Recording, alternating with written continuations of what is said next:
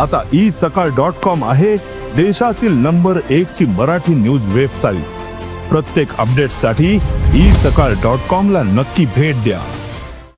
ओबीसीच्या विद्यार्थ्यांच्या बाबतीमध्ये या महाराष्ट्राच्या अर्थमंत्र्याकडून ज्यांच्याकडे नियोजन विभाग आहे, ज्यांच्याकडे निधीची तरतूद करण्याचं खातं आहे, त्या अजितदादा पवारांकडून दुजाभाव होतोय। आणि एका बाजूला सारथीच्या विद्यार्थ्यांना वेगळा न्याय, बार्टीच्या विद्यार्थ्यांना वेगळा न्याय, आणि दुसऱ्या बाजूला महाज्योतीच्या विद्यार्थ्यांना पैसे नाकारणं, त्यांनी PhD करायची का नाही, त्यांनी अभ्यास करायचा का नाही, हा आमचा साधा सोपा सरळ सवाल आहे। परंतु या महाराष्ट्राचे उपमुख्यमंत्री गेल्या अनेक दिवसापासून आम्ही या महाराष्ट्रात आंदोलन करतोय, पण त्याच्यावरती बोलायला तयार नाही। आम्ही घटनात्मक मागणी करतोय। आम्ही तुमचा कारखाना नाही मागितला, आम्ही तुमची सूतगिरणी नाही मागितली, किंवा तुमची खासदारकी नाही मागितली, आम्ही स्टायपंड मागतोय। आणि आमच्या पोरांनी शिकायचं का नाही शिकायचं, आमच्या ओबीसीच्या मुलांच्या भवितव्याशी खेळण्याचा अधिकार दिला कोणी यांना? त्यामुळे आम्ही हा सवाल करू।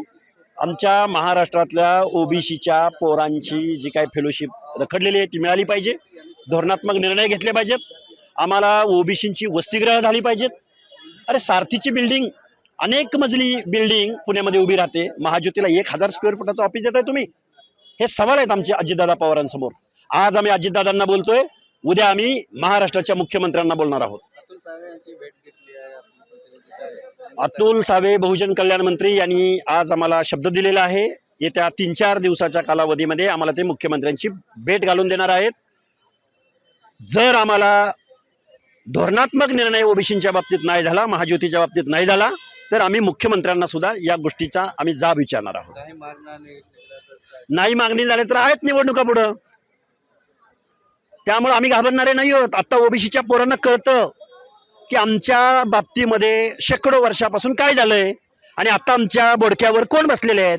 आम्ही या प्रश्नाची उत्तर विचारू। आम्ही लोकशाहीमध्ये राहतो, पूर्वी राजा राणीच्या पोटी जन्माला यायचं, आता मतपेटीतनं येतो, बाबासाहेबांचं संविधान आहे इथं, त्यामुळं इथं कुणीही आम्हाला शहाणपणा शिकवायचा नाही। तिजोरीच्या चाव्या तुमच्या कमरेला गेल्या म्हणून एका विद्यार्थ्यांना वेगळा न्याय आणि ओबीसीच्या विद्यार्थ्यांना वेगळा न्याय हा दिला कोणी अधिकार तुम्हाला? शपथेचा भंग आहे।